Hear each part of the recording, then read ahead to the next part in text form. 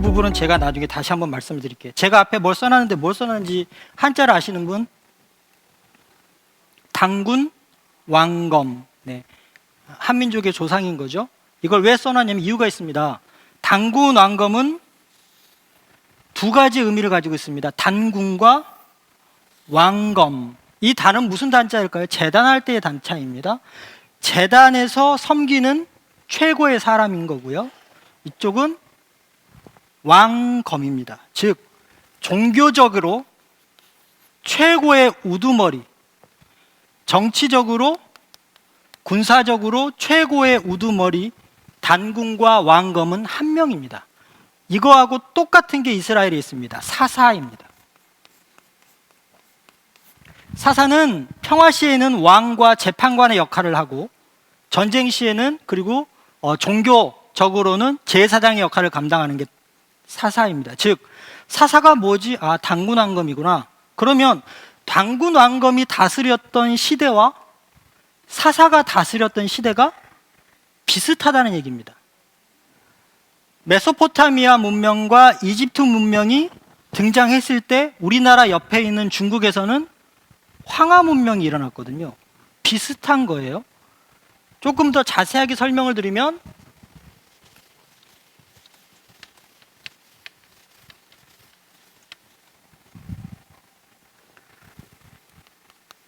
석기를 쓰던 시대와 청동기를 쓰던 시대와 철기를 쓰던 시대가 있는데 석기를 쓰던 시대가 족장입니다.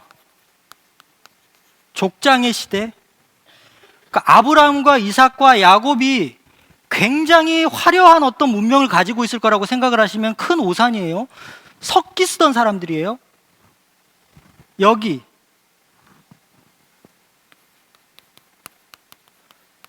부족 연맹, 사사가 다스리던 시대입니다. 철기, 왕국, 즉 왕이 다스리던 시대입니다.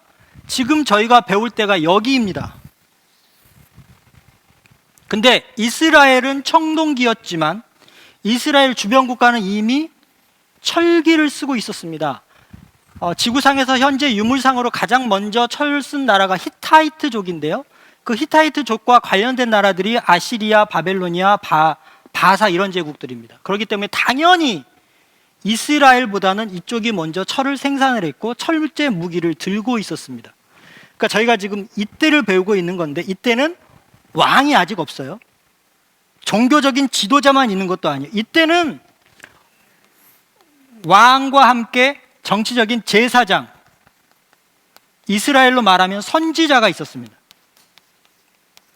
이때는 그 둘이 하나로 돼 있었고요. 이 시기를 이제 여러분들에게 말씀을 드리겠습니다. 이전 이스라엘 백성들에게 하나님이 모세나 여호수아나 수많은 사람들을 통해서 얘기한 게 있습니다. 그게 뭐였냐면 순종해라. 순종하면 축복이 주어진다. 근데 불순종하면 저주를 받을 것이고 결국은 너희들을 내가 심판할 거다. 이게 지금 이스라엘 백성들에게 하나님이 얘기하신 얘기예요. 이제 단순하죠. 순종하면 되잖아요. 불순종하면 죽게 될 거니까. 순종을 하죠. 그러다가 불순종으로 나아가요. 어떤 과정을 통해서 나아가느냐? 타협을 해요. 가장 중요한 예가 가나안 족속을 절멸하라고 멸절시키라고 했는데 이스라엘 백성이 어떻게 하죠? 타협을 하죠. 어떻게 타협을 하냐면 내가 가나안 민족을 다 죽이지 않아도 나는 하나님을 섬길 거고 가나안 민족이 가지고 있는 유익한 점을 내가 받아들여서 내 걸로 만들고 그 사람들의 종교는 받아들이지 않고 그럼 되지 않겠어? 우리들의 모습 아닌가요? 비슷해요. 순종만 하면 되는데 하나님을 못 믿는 거죠. 왜 못 믿죠? 아까 말씀드렸지만 하나님은 멀리 계시니까.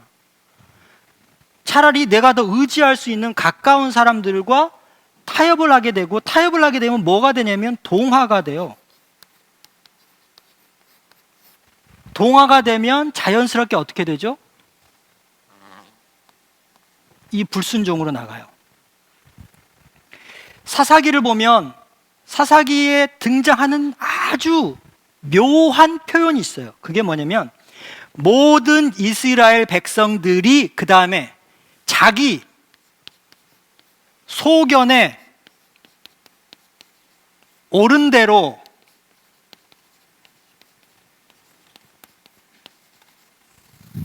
자기 소견에 옳은 대로, 뭐가 반대죠? 하나님 뜻대로 하고 반대예요. 자기 소견에 옳은 대로. 우리도 그런 말씀을 많이 했습니다. 내 생각에는, 내가 알기에는, 내가 경험한 바로는, 하나님이 경험시키신 바가 아니라, 하나님이 우리에게 알려주신 바가 아니라, 하나님의 생각대로가 아니라 내 생각에는 이거예요. 이스라엘 백성들이 자기 소견에 옳은 대로 뭐가 옳고 뭐가 그른지를 판단을 하게 되는 거죠. 아담과 하와가 선악과를 따먹는 순간 선과 악을 구별했던 것처럼 이스라엘 백성들이 수없이 하나님이 하지 말라고 했던 걸 나는 지금은 조금 해도 되겠지라고 생각하고 죄를 짓다 타락했던 것처럼 똑같은 일인 거죠. 모세가 하나님이 너 말로 그냥 물이 나오게 하면 된다라고 했는데 지팡이로 2번을 쳐서 물을 냈던 것처럼 내가 생각하기에는 이 정도는 용서가 되겠지라고 생각했던 것들이 결국은 타협을 하게 되고 동화를 하게 되고 불순종으로 나아갈 수밖에 없는 거예요. 제가 말씀드렸던 이 곡선이 가장 쉽게 표현이 되는 시대가 바로 이 사사시대예요. 하나님이 여호수아에 이어서 사사를 허락하십니다.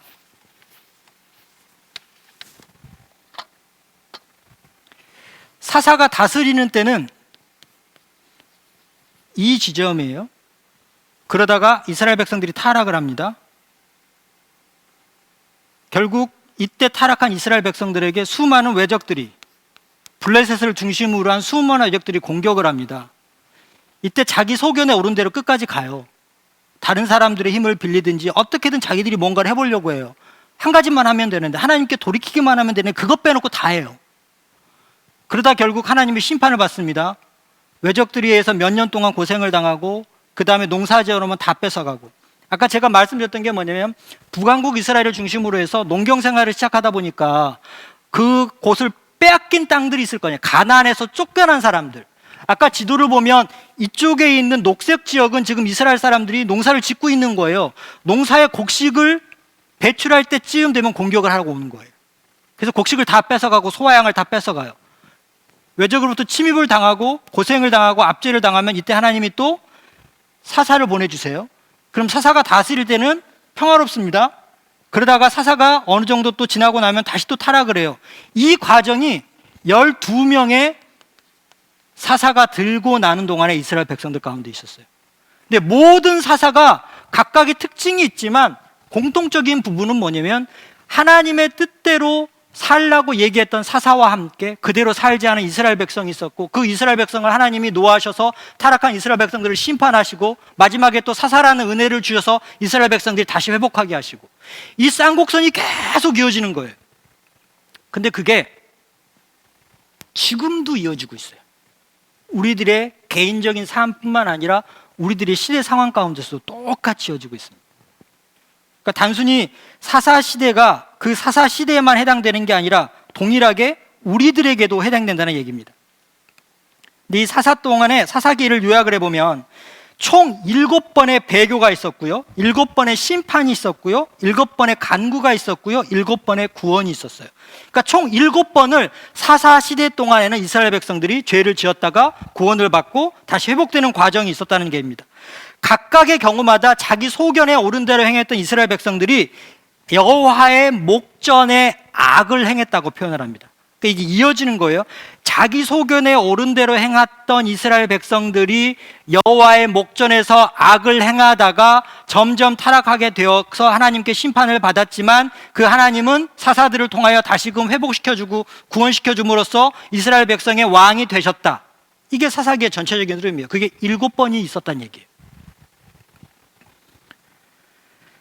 근데 그 7번 가운데서 처음 4번은 그렇게 극악하진 않았어요, 이스라엘 백성들이. 근데 제가 좋은 신앙과 나쁜 신앙을 말씀을 드릴 때 이렇게 해서 올라가야 된다고 말씀을 드렸잖아요. 근데 이스라엘 백성들은 이거였어요. 회복이 되긴 했는데 점점 악해지는 거예요, 이 과정들이. 그러니까 타락의 모습이라든지 하나님께 지었던 죄들이 훨씬 큰 겁니다. 여러분들이 아는 사사 중에 꽤 많은 사사가 있는데 가장 잘 아는 사사가 누가 있을까요? 혹시 아는 사사 있으세요? 삼손. 역시 또 로맨틱하고 극적인 걸 좋아하시잖아요. 삼손과 드릴라. 삼손도 사사예요. 기드온. 수많은 이스라엘 백성이 왔지만 하나님은 딱 300명만 데리고 물리치라고 하셔서 이겼던 기드온. 입다, 입산, 야일, 언니웰 12명의 수많은 사사들이 있었고 그 사사들을 통해서 이스라엘 백성들이 구원의 과정을 계속 반복하는데 그 과정 가운데서 동일하게 7번의 배교와 심판과 구원의 모습이 있었다는 걸 기억하셨으면 좋겠습니다. 이렇게 사사시대를 지나던 이스라엘 백성들이 어떤 문제가 생기냐면 사사의 끝자락에 2명의 인물이 등장을 하는데요. 첫 번째 인물이 엘리, 그리고 사무엘.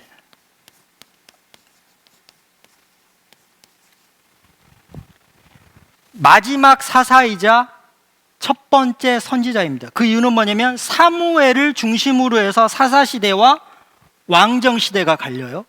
그러니까 사무엘이 사사로 이스라엘 민족을 다스리다가 이스라엘 백성들이 사무엘에게 왕을 요구를 하자 왕을 세웠기 때문에 이제 사사의 역할 중에 정치적인 역할은 끝나버렸잖아요. 본인이 왕이 아니니까 재판도 할 수 없고 그냥 종교적인 형상으로만 머물렀기 때문에 그때부터는 사사가 아니라 선지자라고 이제 표현을 하게 되는 거예요. 엘리와 사무엘이 사사의 역할을 감당할 때 이스라엘 백성들이 엘리하고 사무엘이 건강했을 때는 괜찮았어요. 그러니까 알겠지만 최전성기를 갔을 때는 그 누가 잘못된 일을 해도 자기의 힘으로 다 억제하고 다스릴 수 있잖아요. 근데 엘리가 나이가 들었어요. 그럼 어떻게 될까요? 자기도 힘도 없어지고요. 자기 뒷배를 믿은 누군가가 자기 흉내를 내면서 온갖 못된 짓을 다 해요. 주로 누가 온갖 못된 짓을 다 할까요? 자식들이. 엘리의 2 아들 홈니와 비느하스가 우리들이 상상할 수 있는 종교적인 윤리적인 모든 죄를 다 지어요. 근데 엘리가 몰라요. 누군 알아요? 당하고 있던 이스라엘 백성은 알아요. 어떻게 됐을까요? 모든 원망이 엘리에게 가요. 근데 이때는 다행히 누가 나타나냐면 사무엘이 나타나요. 한나의 서원 기도를 통해 태어난 사무엘이 엘리를 대신해요. 그리고 사무엘이 엘리를 대신하면서 사사로서 외적의 침입을 다 물리쳐요. 그러면서 백성들이 신망을 얻어요. 근데 중요한 건 사무엘도 나이가 들어가요. 사무엘이 나이가 들어가면서 또 어떤 일이 발생을 하느냐? 엘리의 2 아들처럼 사무엘의 2 아들이었던 요엘과 아비야가 또 나쁜 짓을 해요. 엘리한테 튀인 이스라엘 백성들이 사무엘의 모습을 보면서 이제는 안 되겠구나. 더 이상 우리가 사사를 둬서는 안 되겠구나. 그리고 주변 나라를 리서치하기 시작해요. 주변 나라를 리서치했더니 자기들에게 언제나 큰 시험과 재앙을 주었던 나라들을 보니까 그 나라들에게는 공통점이 한 가지가 있었어요. 그게 뭐였죠? 왕이 있었어요. 근데 보세요. 12지파의 부족으로 이루어졌던 이스라엘 백성, 왕이 다스리고 있던 블레셋은 어떤 차이가 있었냐면 아까도 제가 말씀을 드렸지만 전쟁이 나면 예를 들어서 북왕국 이스라엘에 누군가 침입해 와요. 여기 이제 남쪽에 있는 유다 지파들이 있어요. 여기를 쳐요. 그러면 유다와 북왕국 이스라엘에 있는 다른 지파들은 형제인가요? 형제가 아닌가요? 형제죠. 근데 형제라고 알까요? 12지파가 처음에 생겼을 때는 다 형제예요. 그때도 그 형제들끼리 죽인다 산다 했었는데 엄마가 달라서. 이때는 그냥 이스라엘이라는 공동체를 이루고 있던 어떤 명목상의 부족 형제 지간인 거지, 여기서 전쟁이 난다고 죽을 둥 살둥 가서 살지 않아요. 싸우지 않아요. 이런 현상이 점점 깊어져요. 시대가 지나면서. 즉 처음에는 사사시대에 배교하는 모습이 약해졌다고 되어 있지만, 그때는 그나마 12부족과의 관계가, 유대 관계가 굉장히 끈끈했을 때예요. 근데 시대가 가면서부터 1촌이 2촌 되고 2촌이 4촌 되고 4촌이 8촌 되고 8촌이 16촌 되고, 그 다음에는 그냥 같은 혈족으로 묶여있는 이스라엘 백성들에게는 여기 문제는 내 문제가 아니에요. 12부족인데 12나라와 별 차이가 없어요. 더군다나 전쟁이 나면 전쟁 났대 우리 가야 되겠네, 사람 빨리 모아 가자, 끝나 있어요. 맨날 당하는 거예요. 여기서 등장하는 사사들이 전 이스라엘을 다스렸다기보다는 어떤 한 부족이라든지 어떤 지역을 전체적으로 다스렸다고 보시면 돼요. 그 상황 가운데 엘리의 두 아들 때문에 힘들어, 사무엘의 두 아들 때문에 힘들어, 더군다나 왕이 있던 나라도 우리를 매일 공격해. 딱 머리를 굴렸더니 무슨 생각이 나는 거예요? 우리도 왕이 있으면 맨날 이렇게 당하진 않을 거 아니야. 전쟁도 미리 준비할 수 있고. 그리고 사무엘을 찾아가서 백성들이 왕을 요구하는 겁니다. 근데 그 왕이, 이스라엘에게는 누가 왕이었어요? 하나님이 왕이셨어요. 이스라엘은 신정국가입니다. 하나님이 다스리는 신정국가. 이스라엘을 제외한 다른 나라는 왕정국가입니다. 왕이 다스리는. 물론 신을 믿기는 하지만, 근데 이 신정국가가 왕정국가화 되어야 되는 상황 가운데서 하나님과 이스라엘 백성, 하나님을 대표하는 사무엘과 이스라엘 백성들 사이에 갈등이 일어나기 시작하는 겁니다. 그래서 그때 그 얘기가 나온 거죠. 이스라엘 백성이 너를 버린 게 아니라 나를 버렸다. 왕을 세워줘라. 그러면서 하나님이 이스라엘의 왕 되심을 포기하신 게 아니라 보류하십니다. 왜 보류하시느냐? 왕을 세우기는 세우되 너희들 마음대로가 아니라 누구 마음대로요? 내 마음대로 세우겠다는 거예요. 내가 왕을 선택해서 그 사람을 사무엘과 같은 사사나 선지자를 통해서 기름을 부을 거고, 그 기름을 부은 사람들이 왕이 될 거다. 그래서 첫 번째 기름을 부은 사람이 사울, 두 번째 기름을 부은 사람이 다윗, 그리고 솔로몬, 이렇게 이어지는 겁니다. 사울이 있고 다윗이 있고 솔로몬이 있어요. 그럼 이제 또 여러분들에게 선택할 기회를 드리겠습니다. 사울이 있어요. 다윗이 있고요. 솔로몬이 있어요. 나는, 나 같으면 누가 되겠다? 나는 사울이 되겠다. 난 다윗이 되겠다. 난 솔로몬이 되겠다. 누가 마음에 드세요? 여러분들을 또 이렇게 열받게 드릴 테니까. 이제 겁나시죠? 이미 아브라함 이때 완벽한 놈이 하나도 없다는 얘기를 들었는데 쟤들이라고 별거 있겠냐, 이런 생각이 드시죠? 맞아요. 다윗 어때요? 다윗 마음에 드세요? 다윗을 표현할 때 그렇게 표현해요. 하나님의 마음에 합한 사람. 엄청난 것 같죠? 완전 무결한 것 같지 않으세요? 근데 다윗은 어떤 사람이에요? 이럴 때는 사람보다는 니은으로 시작하는 단어가 훨씬 편하긴 한데, 어떤 놈인가요? 한두 번이 아니에요. 아세요? 한두 번이 아니라는 거? 우리들 머릿속에는 우리아의 아내만 기억하고 있죠? 아니요. 그 이전에도 있었어요. 드러나지만 않았을 뿐이지. 성경에 다 있어요. 아비가일도 마찬가지고 다 남의 아내예요. 대신에 우리아는 죽였을 뿐이지. 이 인간요. 그거 얘기를 해야 되겠다. 하나님이 이스라엘 백성들에게, 아니 왕들에게 절대 해서는 안 되는 세 가지를 얘기하셨어요. 첫 번째, 아내를 많이 두지 말 것. 두 번째, 말을 많이 두지 말 것. 타고 다니는 말이에요. 세 번째, 은과 금을 많이 쌓지 말 것. 이 세 가지를 하면 분명히 왕은 나로부터 벗어나게 되고 내가 그 왕을 징벌하겠다고 해요.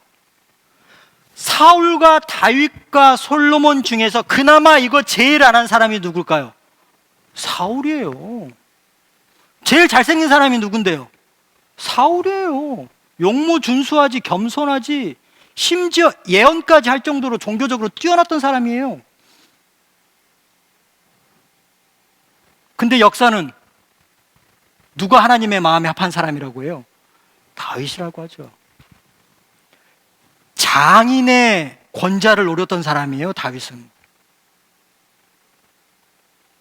이성적으로 평가하면 하나님이 기름을 부으셨지만, 그 신앙적이 아닌 거예요. 제가 드리는 말씀은 이 사울을 하나님께서 쓰시는데, 혹시 사울이 어느 지파인 줄 아세요? 사울은 어느 지파일까요? 이것도 중요해요. 사울은 이스라엘 12지파 가운데서도 가장 작은 지파예요. 베냐민 지파. 왜냐하면 그 베냐민 지파가 이전에 전체 부족들이 다 몰살당한 적이 있었어요. 그래서 가장 작은 부족 가운데 한 명이었던 사울을 택하서, 이게 하나님의 오묘한 섭리예요. 엄청나게 강한 족속, 유다 족속처럼 그런 족속에서 왕이 세워졌으면 과연 어땠을까?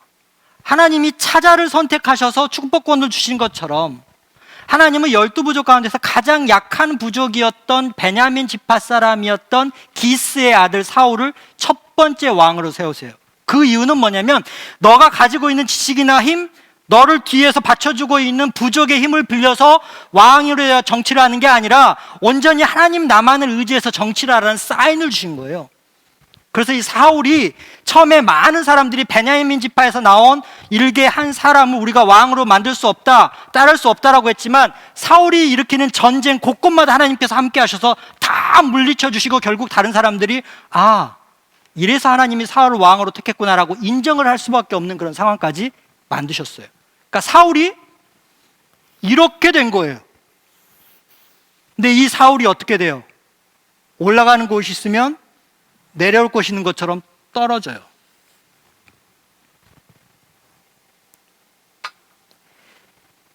근데 보면 왕국과 부족 연맹의 차이가 있어요.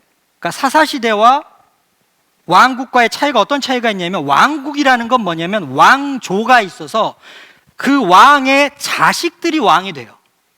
근데 사사는 하나님이 들여쓰시면 다른 부족에서도 그냥 사사가 되는 거예요.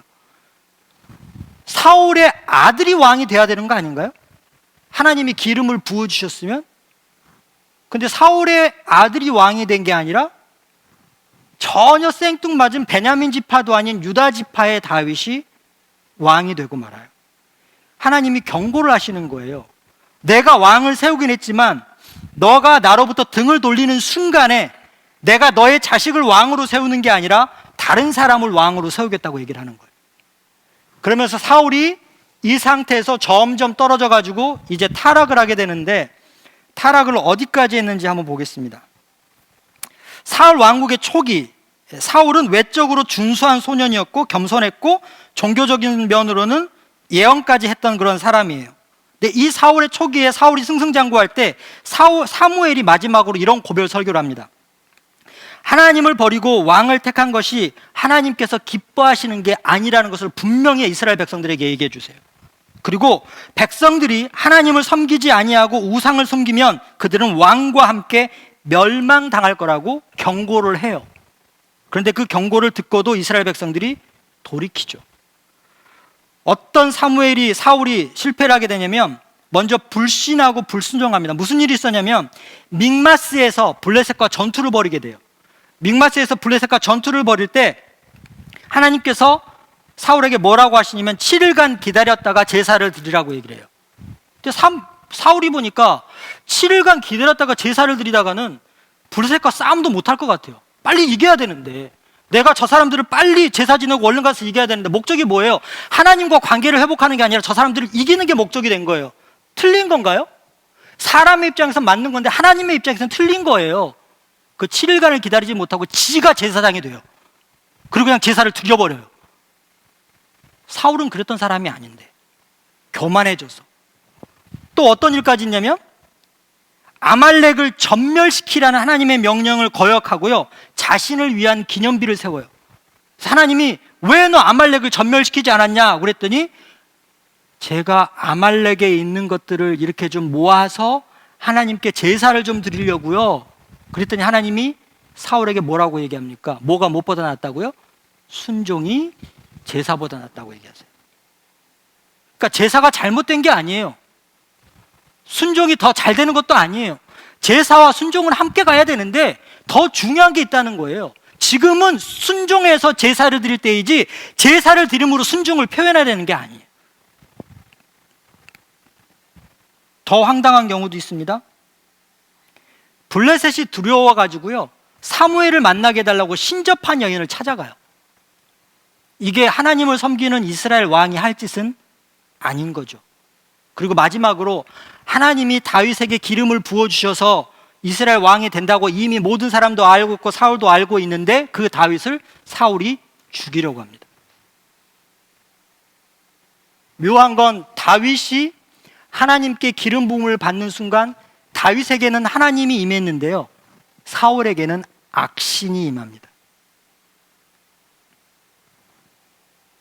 영원히 하나님께 쓰임을 받지 못하고 자신의 교만과 자신의 잘못으로 인하여 나락으로 떨어지고 결국은 적과의 전투에서 화살을 맞은 다음에 자살로 생을 마감합니다. 사울이. 다윗은요? 다윗은 잘생겼습니까? 못생겼습니까? 사람들은 외모를 보지만 하나님은 마음의 중심을 보신다는 게 여러분 머릿속에 너무 박혀 있어가지고 다윗이 못생겼다고 생각하시는데 그거 아니에요. 다윗이 이렇게 걸어 들어오는 걸 사람들이 휘황찬란하고 빛이 나고 화려하고 수려하다고 분명히 성경에 기록되어 있어요. 그러니까 다윗도 못생긴 건 아니에요. 그러니까 잘생긴 걸로 사람을 평가하시면 다윗도 괜찮은 사람이란 얘기예요. 대신에 가서 봤을 때, 사무엘이 가서 봤을 때 굉장히 사울에 비해서는 보잘것이 없었다는 거예요. 사울에 비해서. 그리고 2세 아들 중에서 큰아들 둘째 아들도 아니고 맨 막내였기 때문에 오히려 조금 왜소하고 초라해 보였을 뿐이에요. 그리고 저희들이 생각하기에 영화를 보면 블레셋의 골리앗은 엄청나게 크고 기골이 장대한데 다윗은 여기서 돌이나 이렇게 던지다가 던지는 아주 조그만 소년처럼 보여지기 때문에 그냥 머릿속에 굉장히 연약하고 약하고 유약하고 못생기고 온갖 나쁜 것들은 다 머릿속에 생각되는데 다윗은 그런 사람은 아니에요. 다윗은 뛰어났던 사람이에요. 외모도 준수했고 그 다음에 사울만큼 겸손했고 그래서 하나님이 기름 부음을 부어주셨죠. 근데 그 다윗이 사울이 살아있을 때 기름 부음을 받고 어디에 왕이 되냐면 남한국 유다의 왕이 돼요. 전체 이스라엘의 왕이 되는 게 아니고. 그럼 전체 이스라엘 다윗이 다스리던 그것 말고는 누가 다스렸을까요?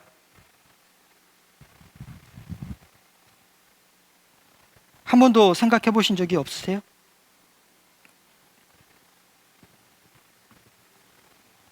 사울에게는 아들이 하나 있어요. 누가 있죠? 요나단. 다윗과 둘도 없는 관계죠. 사울에게는 아들이 요나단 하나만 있었을까요? 아들이 또 있었어요. 이스보셋이라는. 사울이 죽자 그 사람이 왕이 돼요. 이스라엘의 왕이 돼요. 북왕국 이스라엘. 근데 결국 이 사울의 왕도 죽어요. 아들도. 그리고 나서 다윗이 전체 이스라엘의 왕이 돼요. 남한국만의 왕으로 살았던 게 7년 반. 그리고 전체 이스라엘의 왕이 됐던 게 33년. 총 40년을 이스라엘의 왕으로 다스리다가 사울과는 달리 다윗의 아들이 왕이 돼요. 그게 누구죠? 솔로몬. 근데 다윗이 굉장히 못된 인간이라고 했는데 왜 다윗은 근데 그럼에도 불구하고 하나님의 마음에 합한 사람이 됐을까요? 이게 저희들이 다윗을 통해서 배워야 될 교훈입니다. 왜 다윗은 하나님의 마음에 합한 사람일까요? 네, 다윗은 회개 왕이에요.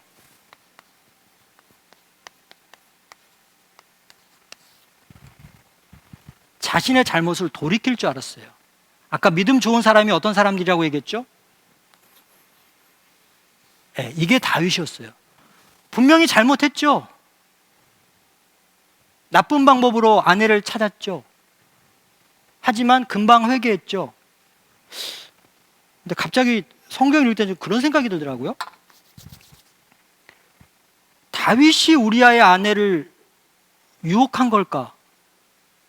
우리아의 아내가 다윗을 유혹한 걸까? 이건 신앙적인 이야기는 아니고 주관 잡지적인 이야기입니다. 누가 꼬셨을까요? 근데 제가 읽으면서 솔로몬이 왕이 됐다는 사실에 박수를 쳤어요. 왜냐하면 다윗에게는 부인이 몇 명이나 있었나요? 사울의 딸들부터 시작해서 헤브론에서만 6명, 예루살렘에서만 4명의 후처, 즉 10명의 아내를 두고 있었어요. 아내가 10명이면 자식은 얼마나 많을까요? 나중에 다윗이 말년이 되면 자식들에게 쫓겨서 도망다닙니다. 그렇죠? 압살롬에게도 쫓겨나고 아도니아에도 쫓겨나고 굉장히 많이 쫓겨나요. 그게 쫓아다닌 이유가 뭘까요? 단순히 아버지 다윗을 죽이려고? 아니요. 내가 왕이 되겠다는 거예요. 근데 누가 왕이 됐어요, 결국은? 솔로몬. 누구하고 결탁해서? 선지자 나단하고. 선지자 나단과 솔로몬의 어머니 우리아의 아내 둘이 결탁해서 누구를? 아들을 왕으로 만들었어요. 무서운 여자 아니에요? 근데 그때 얼마나 웃기냐면 다윗이 나이가 들어서 정신이 헷가닥 할 때 이삭처럼 이미 다른 아들이 나단과 솔로몬만을 빼고 모든 관료와 모든 아들들 다 한 곳에 모았어요. 내가 왕이 되겠다고. 그 순간에 나단과 솔로몬의 어머니가 둘이 짝짝꿍 해서 다윗에게 들어가서 지금 큰 혼란이 있습니다. 당신이 죽을 수도 있습니다. 이러이러해서 지금 모의가 일어나고 있는데 분명히 당신이 왕임에도 불구하고 당신의 아들 중에 누군가가 하나가 또다시 당신을 죽이려고 합니다. 빨리 솔로몬을 왕을 세워야 되지 않겠습니까? 당신이 약속했던 것처럼. 그래서 어떻게 됐어요? 다윗이 솔로몬을 왕으로 세웠어요. 전세가 역전됐어요. 그럼 다윗이 꼬신 게 아니라 이런 주관 잡지적인 생각을 잠깐 했었습니다. 제가 이렇게 생각을 한 이유는 그거예요. 우리가 생각하기에도 있을 수 있는 일인 거예요. 우리도 능히 그럴 수 있기 때문에. 그래서 다윗이 솔로몬으로 왕위를 넘어가면서 사울과는 달리 하나님께서 약속하신 게 있어요. 뭐냐면 너의 피를 이어받은 사람의 왕위는 내가 건드리지 않겠다. 그러니까 다른 사람을 왕으로 세우는 게 아니라 너의 자손들이 끝까지 왕으로 이어질 것이다. 그게 어디까지예요? 남한국 유다까지 이어지는 것. 다윗에 관한 재밌는 얘기들이 되게 많은데요. 여기까지 할게요. 이제 솔로몬입니다. 갈 길이 너무 많아서 저는 솔로몬이 되게 부럽고 어이가 없기도 합니다. 솔로몬이 전도서에서 뭐라고 얘기합니까? 헛되고 헛되니 헛되도다. 그럼 여러분들은 뭐라고 얘기하세요? 지는 할 거 다 하고. 그렇잖아요. 할 거 다 해봤더니 헛된 거예요. 저도 할 거 다 해보고 헛되다고 얘기했으면 얼마나 좋을까라고 가끔 생각이 듭니다. 아니, 말이 수천 필이에요. 요즘으로 얘기하면 뭐 마이바흐, 벤틀리, 벤츠 엄청나게 많은 거예요. 그냥 차고가 1000대가 넘어요. 재산이 너무 많아요. 그냥 다른 나라에서는 너무나 귀한 것들이 여기는 길바닥에 널려져 있는 돌 같아요. 단 솔로몬에게서 이렇게 배우고 싶지 않은 건 부인이 많았다는 건 별로 그렇게 배우고 싶지 않아요. 얼마나 힘들었을까? 한 명도 이렇게 힘든데. 근데 보세요. 솔로몬 제가 지금 굉장히 뭘 많이 가졌다고 그랬죠? 그게 다 뭘 가지고 있었나요? 아내 1000명. 네, 아내가 1000명이에요. 300명의 정실과 7명의 1000명. 우리나라 왕 중에 이 정도는 없을걸요? 숙종이 아무리 많았다고 해도 이 정도 많지는 않을 거예요. 말, 재산. 솔로몬을 표현을 할 때 가장 많이 등장하는 단어가 뭔가요? 지혜로운 왕. 지혜로운 왕인가요? 제가 아까 다른 종교의 신을 얘기할 때 솔로몬은 말년에 몰렉을 위한 산당도 지었다고 했어요. 이 사람이 과연 그런 사람인가요? 그리고 솔로몬이 지은 왕궁이 더 클까요? 솔로몬이 지은 성전이 더 클까요? 다윗에게는 하나님이 성전을 지을 걸 허락하지 않으셨어요. 너는 피를 많이 흘려서. 그리고 너가 성전을 지려고 했던 그 돈을 다 아껴가지고 아들이 짓게끔 해주라고 그래서 솔로몬이 한 건 아무것도 없이 다윗이 모아둔 재산 가지고 솔로몬이 성전을 지었어요. 근데 솔로몬이 지었던 왕궁이 더 큰가요? 성전이 더 큰가요? 왕궁이 훨씬 커요. 말 그대로 왕궁의 부속품이 성전이었던 거예요. 솔로몬 성전의 크기가 나와 있는데 지금 전 세계에서 가장 큰 성당이 코트디부아르인가 아프리카에 있어요. 이게 높이가 180 몇 미터인가? 그리고 전체 넓이가 3만 평방미터예요. 베드로 성당보다 커요. 그거의 1000분의 1도 안 돼요. 굉장히 작아요. 길이가 20미터도 안 돼요. 더군다나 솔로몬이 지었던 성전은 이방 신전을 그대로 갖다가 놓은 겁니다. 그러니까 솔로몬 하면 지혜가 있고 성전을 지은 믿음 좋은 사람인 것처럼만 알려져 있지만 그렇지 않은 거예요. 왕궁을 짓고 성전을 졌어요. 더군다나 솔로몬이 했던 것 중에 정말 어처구니가 없는 게 있어요. 제가 아까 말씀을 드렸지만 12부족 연맹체가 이제 왕국이 됐어요. 사울부터 다윗까지 솔로몬에 이어지기 전까지 그래도 12부족에게 동일한 자기 부족만의 땅에 대한 이것들을 다스릴 수 있도록 족장들에게 권한을 줬어요. 근데 솔로몬이 들어서면서 이 족장의 권한을 다 없애버려요. 그리고 중앙에서 관리를 파송을 해요. 물론 이 관리를 파송을 하는 게 하나의 왕국으로서 내가 입지를 다지고 내 정적이 될 만한 사람들을 다 없애고 내가 왕권을, 강력한 왕권을 가져야 되겠다라는 긍정적인 측면도 있지만 파견된 관리가 하는 가장 중요한 일이 뭐였냐면 솔로몬이 왕궁에서 먹을 음식을 제공하는 거였어요. 왕궁을 졌어요. 성전을 졌어요. 그거 누가 짓죠? 누구 돈으로? 백성들이 자기가 돈 내서 자기가 져야 돼요. 어느 시간에? 자기 농사 지을 시간에. 그래서 솔로몬 이후에 나이 드신 분들이 르호보암에게 찾아가서 뭐라고 얘기를 하냐면 너희 아버지가 이랬기 때문에 너는 그러지 말고 많은 백성들에게 편하게 해줘라. 그러면 백성들이 너를 따를 것이다 라고 했는데 어떻게 했죠? 더 강한 채찍으로 백성들을 다스렸기 때문에 북왕국 이스라엘과 남왕국 유다가 갈린 거예요. 솔로몬은 정치적으로도 이렇게 자기의 권한을 위해서 엄청나게 나쁜 짓을 저질렀던 것뿐만 아니라 아내를 1000명을 뒀다는 얘기는 자기가 다스리고 있는 이스라엘에 1000명의 신이 있었다는 거예요. 아내는, 외적의 아내는, 외국의 아내는 자기만 들어오는 게 아니라 그 자기가 믿고 있던 신들도 같이 들어와요. 그럼 이 아내에게 집도 지어줘야 되죠. 그리고 뭐도 지어줘야 되죠? 신당도 져줘야 돼요. 그리고 섬기게 해줘야 되고 제사장도 파송해야 되고 음식도 제공해야 되고 재물도 제공해야 되고 그걸 누가 다 해요? 백성들이 해요. 그러다 백성들이 그 신화에 빠지기도 해요. 이게 솔로몬이에요. 제가 내린 결론은 사울이 제일 낫다예요.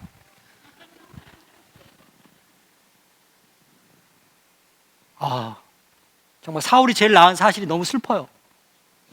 근데 사울이 제일 나아요. 어디 가서 이스라엘의 세 왕 중에서 세 왕 이야기라는 책도 있는데 누가 제일 좋아요? 그럼 여러분들 뭐라고 답하셔야 된다고요? 그러시면 안 되죠. 그건 저만, 제 개인적으로.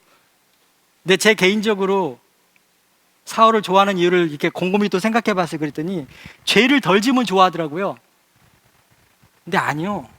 죄를 덜 짓고 안 짓고가 아니라 하나님이 어떻게 사용하시니까 더 중요해요. 그리고 죄를 짓고 나서 얼마나 빨리 진정으로 회개를 하는지가 더 중요해요. 그러니까 죄인은 용서할 수 있어요.